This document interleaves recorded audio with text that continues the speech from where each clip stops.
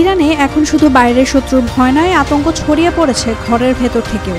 যুদ্ধের ছায়া যেন গ্রাস করছে রাজধানী তেহরানকে। মোসাদের ছদ্মবেশী এজেন্ট, বিশ্বাসঘাতক নিজের দেশের ভেতরেই। কারাই বেঈমান। সম্প্রতি ইসরায়েলের গোয়েন্দা সংস্থা মোসাদ যেভাবে ইরানের ভেতরে অভিযান চালিয়েছে তা অবিশ্বাস্য। কে ইরানি, কে ছদ্মবেশী এজেন্ট চেনা দেয়।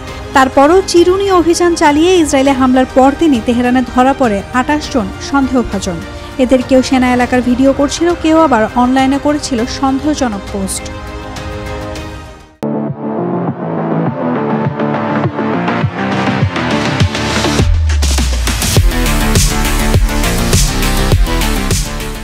তেহরানের বর্তমান অবস্থা এমন যে আজ কেউ মুখে মাস্ক, টুপি বা সানগ্লাস পরে ঘোরাঘুরি করলে তাকে সন্দেহের চোখে দেখা হয়। সরকার বলেছে যে কোনো অস্বাভাবিক আচরণ হলেই জানান দিতে হবে নিরাপত্তা বাহিনীকে।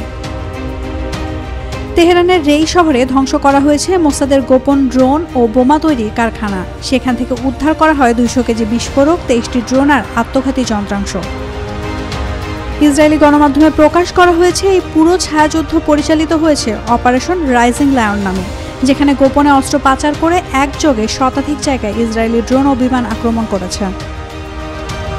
গবেষক ওরি গোল্ডবার্গ বলেন, ইরানের নিরাপত্তা ব্যবস্থায় ভয়ঙ্কর ছিদ্র আছে, যার ভেতর দিয়ে নীরবে ঢুকে পড়েছে মোসাদ। সরকার এখন জনগণকেও নজরদারিতে সম্পৃক্ত করেছে। ছাপানো হচ্ছে পোস্টার, চালু হয়েছে হটলাইন, রাস্তায় টহল দিচ্ছে আইন শৃঙ্খলা বাহিনী। শত্রু এখন বাইরে নয়, ঘরের ভেতরেই।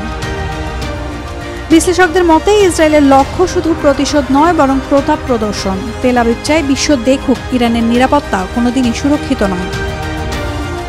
যদি সত্যি গুপ্তচরদের বেশিরভাগই হয় ইরানেরই নাগরিক, তবে এই ছায়াযুদ্ধের শেষ কোথায়?